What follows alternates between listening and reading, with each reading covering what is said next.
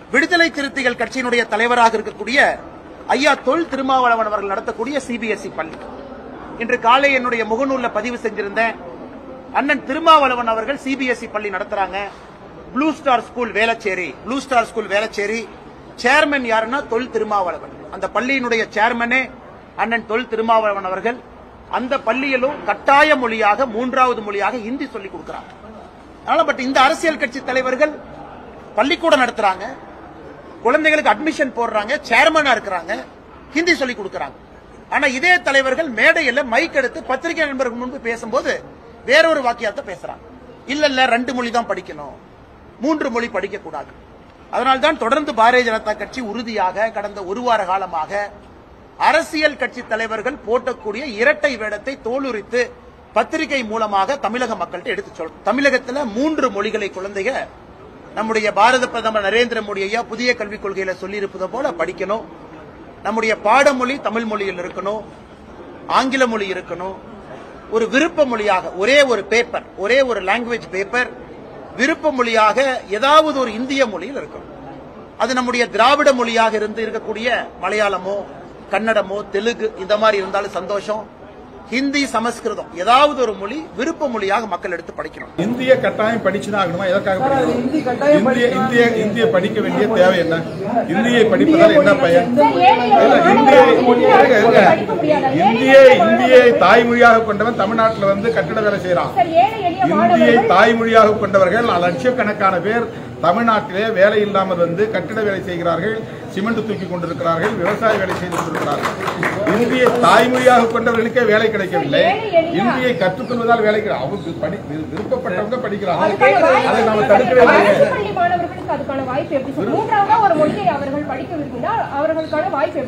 3வதாக படிக்காதவர்கள் யாரும் விரும்பவில்லை. விரும்புகிறவர்கள் படிக்கிறார்கள், முடிந்தவர்கள் படிக்கிறார்கள். அது ஒன்றும் கட்டாயம் இல்லை. தமிழிலேயே படித்து தமிழிலேயே ஐஏஎஸ் எழுதி தமிழிலேயே ஆட்சி நிர்வாகத்தையும் செய்தவர்கள் ஏராளமானவர்கள் இருக்கிறார்கள். தமிழ் படித்தால் ஐஏஎஸ் ஆக முடியாது, ஐபிஎஸ் ஆக முடியாது என்ற நிலையெல்லாம் கிடையாது. எனவே மும்மொழி கொள்கை என்பது அவர்களின் ஒரே மொழி ஒரே தேசம் என்கிற நிலைப்பாடாக இருப்பதால் தான் அதை நாங்கள் எதிர்க்கிறோம். சமர சிக்ஷா அபியான் திட்டத்தை தொடர்ந்து நேற்று நடத்துறேங்க. எங்க இடத்துல ஒருத்தர் நடத்த துவங்கி இருக்கிறாரு. இன்னும் அதுக்கு பேர் மட்டும்தான் அறிவிச்சிருக்கிறாங்க. எங்க இடங்கிறதுனால என் பேரை பயன்படுத்துறாங்க, அவ்வளவுதான். நாங்க அது ஒரு பிரைமரி ஸ்கூலுக்கான ஒரு அது இன்னும் நாங்க ஆரம்பிக்கவே இல்லை. ஒரு அனௌன்ஸ்மெண்ட் பண்ணாங்களே தவிர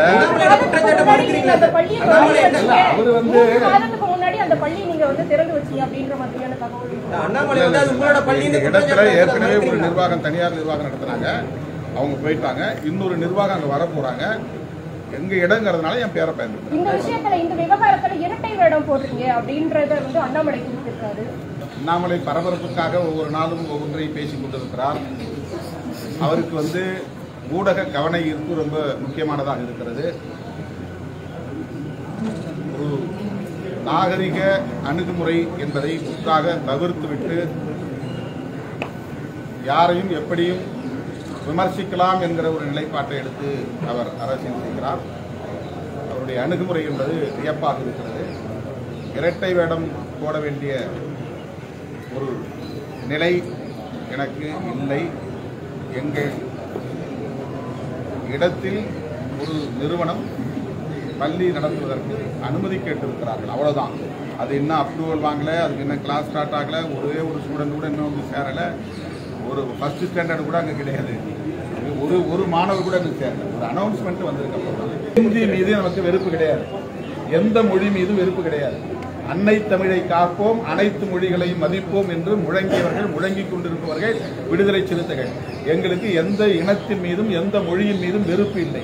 ஆனால் இந்தியாவின் மூளை முடுக்கெல்லாம் ஒவ்வொருவரும் கட்டாயம் கற்றாக வேண்டும் என்கிற தேவை எங்கிருந்து வந்தது? இதுதான் நாம் சொல்றோம். இதுல ஏழை மாணவர்கள் படிச்சா என்னன்னா, ஏழை மாணவர்களுக்கு ஹிந்தி படிச்சுட்டா வேலை கிடைச்சிருமா? இந்த வாதமே தவறு. அப்படி ஒன்று வந்துருச்சுன்னா இந்த மாதிரி மும்மொழி கொள்கை வரும்போது ஃபுல்லுமே திமுக நடத்துகிற பள்ளிகளில் ஹிந்தி கற்றுக் கொடுக்கப்படுது, அங்கே தமிழே கற்றுக் கொடுக்கப்படுவதில்லைங்கிற ஒரு குற்றச்சாட்டை வைக்கிறாரு. அதோட தொடர்ச்சியாக தான் நீங்கள் ஒரு பள்ளி நடத்துவதா, சிபிஎஸ்இ பள்ளி நடத்துவதாகவும் அங்கே அரசு பள்ளிகளில் தான் பண்ணக்கூடாது. அரசாங்கம் தனியார் பள்ளிகளை விட அரசாங்க பள்ளிகள் தான் அதிகம். அரசு பள்ளிகளில் வந்து ஒரு கொள்கையை நீங்க நிலைநாட்டுவதுங்கிறது பர்பெச்சுவேட் ஆயிரும் இல்ல, அது வந்து நிரந்தரம் ஆயிரும் இல்ல. தனியார் பள்ளிகளை என்னைக்கு வேணாலும் அரசு பள்ளிகளை மாத்திர முடியாது, பிரச்சனை கிடையாது. அரசு பள்ளிகளில் ஏன் இந்த கொள்கையை நீ திணிக்கிறீங்க? இந்தியா முழுக்க ஒரே கொள்கையை ஏன் திணிக்கிறீங்க? அந்த திணிப்பு ஏன்? சுதந்திரம்ங்கிறது வேற, விருப்பம் என்பது வேற, இயன்றவர்கள் படிக்கட்டும்ங்கிறது வேற. நீ திட்டமிட்டு எல்லோருக்கும் இந்த கல்வியை நாங்கள் திணிப்போம், நீ எல்லாரும் கட்டாயமா இந்தியை கத்துக்கணும், எல்லோரும் இந்தியை நீ பேசணும், இந்தியை எழுதணுங்கிறதுக்கான தேவை எங்கிருந்து வந்தது? என்னையே நீ இந்தி வாழாவாக மாற்ற முயற்சிக்கிறாய். என்னுடைய எதிர்கால வாரிசுகளை எல்லாம் இந்தி பேசக்கூடிய மக்களாக மாற்றுவதற்கான நோக்கம் என்ன? உனக்கு ஒரு இடன் அஜெண்டா இருக்கிறது, ஒரு அரசியல் நோக்கம் இருக்கிறது. இந்த தேசத்தில் ஒரே கொள்கையை, ஒரே மொழி கொள்கையை கொண்டு வர வேண்டும் என்பது மிகவும் ஆபத்தானது என்பதுதான் நாங்கள் சுட்டிக்காட்டுகிற ஒரு உண்மை. பல பத்தாண்டுகளுக்கு பிறகு இந்தியாவில் ஒரே மொழியை பேசக்கூடிய மக்களை உருவாக்க வேண்டும் என்பதுதான்.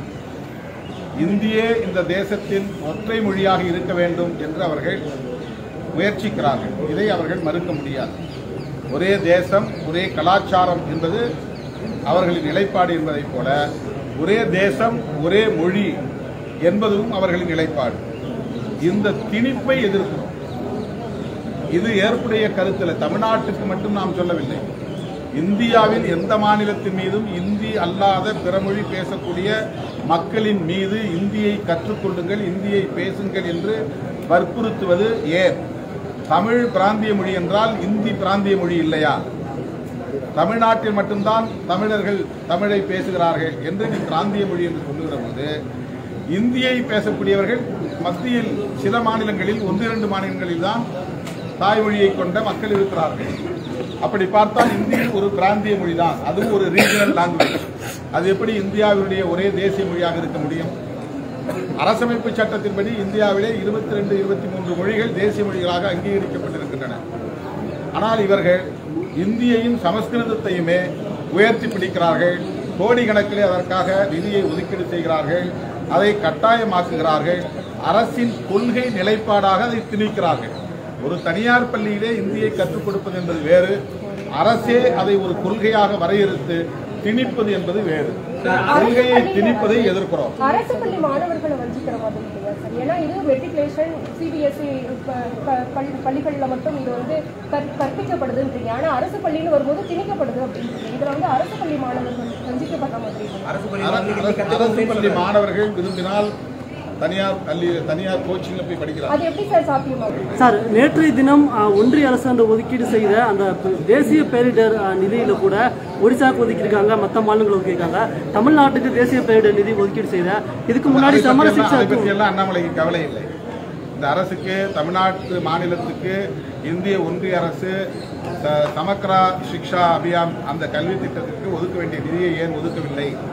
இதற்கு உண்மையிலேயே மாணவர்கள் மீது அக்கறை இருந்தால், அந்த மாணவர்களின் நலனில் அவருக்கு பொறுப்பு இருந்தால், இந்திய ஒன்றிய அரசு தமிழ்நாடு அரசுக்கு தர வேண்டிய நிதியை கேட்டு தர வேண்டும். அதுக்கெல்லாம் ஒரு குரல் கொடுக்கல. அதே மாதிரி தனியார் நிறுவனங்கள், இப்போ லயோலா போன்ற சிறுபான்மை சமூகத்தை சார்ந்தவர்கள் நடத்துகிற கல்வி நிறுவனம் விளிம்பு நிலை மக்களுக்காக நடத்தப்படுகிற கல்வி நிறுவனங்களாக இருக்கின்றன. இதில் நிறைய SC/ST மாணவர்கள், மைனாரிட்டி சமூகங்களை சார்ந்த மாணவர்கள் வாய்ப்புகளை பெற்று படித்து வருகிறார்கள்.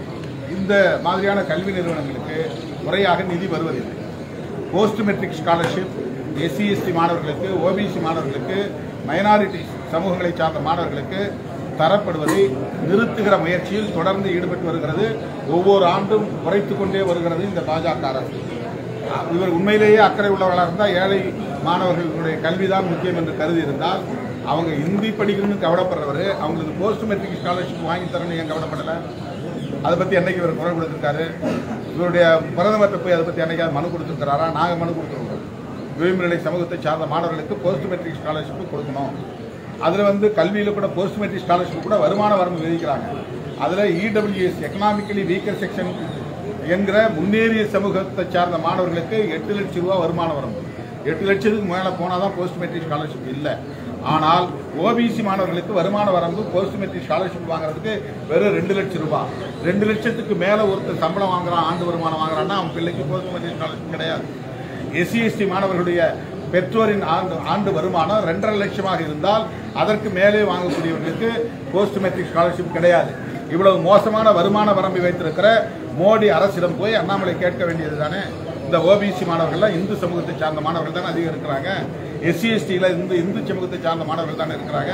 அவங்களுடைய வருமான வரம்பை ஓபிசி மாதிரி 8 லட்சத்துக்கு உயர்த்தினால் என்ன? அவங்களாம் ஏழை மாணவர்கள் தானே. அவங்களுக்கு போஸ்ட் மெட்ரிக் ஸ்காலர்ஷிப் கொடுக்கக்கூடாது என்பதற்காக சூது சூழ்ச்சி செய்யக்கூடிய இந்த பாஜக பாசிச அரசு போஸ்ட் மெட்ரிக் ஸ்காலர்ஷிப் தருவதற்கு இவ்வளவு பெரிய டிஸ்கிரிமினேஷன் பாகுபாடு வச்சிருக்கு. முன்னேறிய சமூகத்தில் பிறந்த மாணவர்களுக்கு வருமான வரம்பு 8 லட்சம். ஆனால் ஏழை எளிய எஸ்சி எஸ்டி ஓபிசி மாணவர்களுக்கு வருமான வரம்பு 2 லட்சம் 2.5 லட்சம். இந்த பாகுபாட்டை களைவதற்கு இந்த பாஜக என்ன செய்திருக்கிறது? இந்த அண்ணாமலை போன்றவர்கள் என்ன குரல் கொடுத்திருக்கிறார்கள்?